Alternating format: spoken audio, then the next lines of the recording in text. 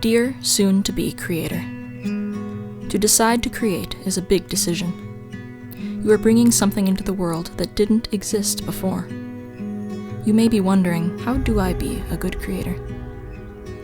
To answer this, I think you need to understand why you're creating to begin with.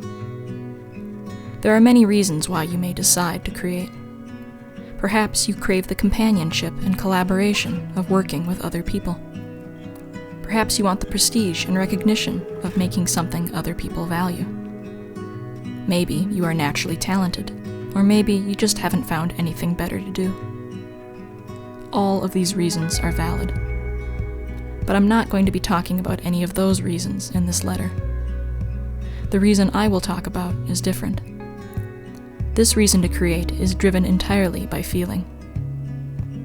It feels, at heart, like an illogical decision. There is a wildness to it, an unpredictability. It feels exciting. You may not be able to express why you are drawn to creation, but you are. You love it inexplicably. You may not be certain you are the right person for the job, and that's okay. This feeling does not care what you think. This feeling does not care what anyone thinks. It is a spark that alights for itself. To be a good creator in this way is to honor the spark you feel within yourself. If you do not feel that spark but wish to, keep looking. It will likely appear in a place you did not expect at a time you were not expecting. All you can do is be ready to embark on your journey once it arrives. When you first start out, you may be so enraptured with your creation, you develop a kind of naive optimism about the feasibility of making it happen. This is good. Your optimism wraps you in a protective layer against cynicism, which is absolutely deadly to newborn creations. The more experienced creators may shake their heads wearily at you, or make passive-aggressive comments on your naivete, but don't pay them any mind. Your optimism is beautiful and incredibly necessary. It is the booster fuel that launches your rocket into space. That booster will not stay on your rocket forever. This is part of the process. It is normal for rockets to shed unnecessary elements before continuing onward to their destination. When it comes time to shed your booster, you may be encountering problems with your creation. You may realize everything isn't quite as feasible as you thought it was. You may look at your creation with mistrust and question its validity. You may even look at your past self with disdain and call yourself a fool. Resist this urge as much as you can. Your past self did what they needed to do. Their time is now done. It is your turn, older and slightly wiser creator. You must protect your younger self's original spark while allowing your creation to mature along with you. As you work, external voices will comment on your creation, whether or not you chose to share it with them. Some may be supportive. Some may be discouraging. Others will ignore it entirely or treat it with indifference. It's all okay. You may feel protective and hurt, and you may feel overwhelmed and confused. If you're lucky, you may feel seen. Just remember, external voices do not confirm or deny the validity of your creation. Your creation is valid because it exists. You made it. You do not need to have a logical reason to continue work on it.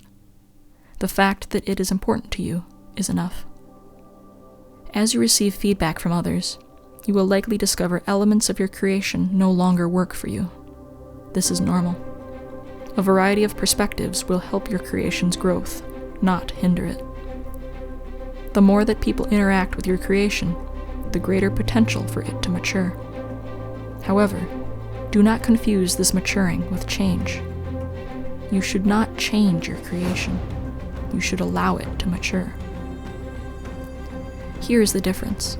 A matured creation builds on the foundation of its past self. A changed creation abandons its past and starts over. Changed creations become something they never were to begin with.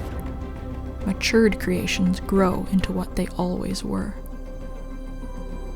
You may have the desire to change your creation for many reasons: external influences, internal doubts, realistic challenges. Resist this urge as much as you can. It will kill your creation. Correspondingly, you may have the desire to hold your creation back and keep it exactly the same as when you first made it. This too will kill your creation. Creations must become what they are meant to be, or they will die. The process of maturing can take a long time. Every creation is different and moves at its own pace. External realities and issues matter not to the developing creation. This is extremely frustrating for the creator. You may try to hurry it along, poking and prodding it, perhaps even disparaging it. Instead, you must find it within yourself to treat your creation with the kindness, patience, and tenacity that it deserves. Your creation will be ready only when you have nothing new to add to it. It is complete when you have said all you have to say with it. You may never feel completely finished with it. That's okay. You can tinker with it for the rest of time and still not feel finished. But when you begin to feel like you're turning in circles and your work is no longer maturing, only changing, then perhaps it's time to let it go. It can be difficult letting go of your creation. You've nurtured it for so long. But if it's going to have a life beyond you, it needs to stand on its own 2 feet. It needs to exist beyond you. Did you make what you set out to make? Did your creation morph into something completely unexpected? Whatever the answer, it's okay. It may feel counterintuitive, but you do not control your creation. Your creation does not belong to you. It belongs to itself. But it came from you, and thus remains your love, your creation. You must love it while allowing it to belong to itself. This is very difficult to do. Truly, at your heart, you may believe you made your creation for others. You may even believe you made your creation for the sake of itself. But the reality is, you did neither one of those things. You made your creation for yourself. The act of creation is a means of connecting with the self, and that makes it the most important thing you can ever do.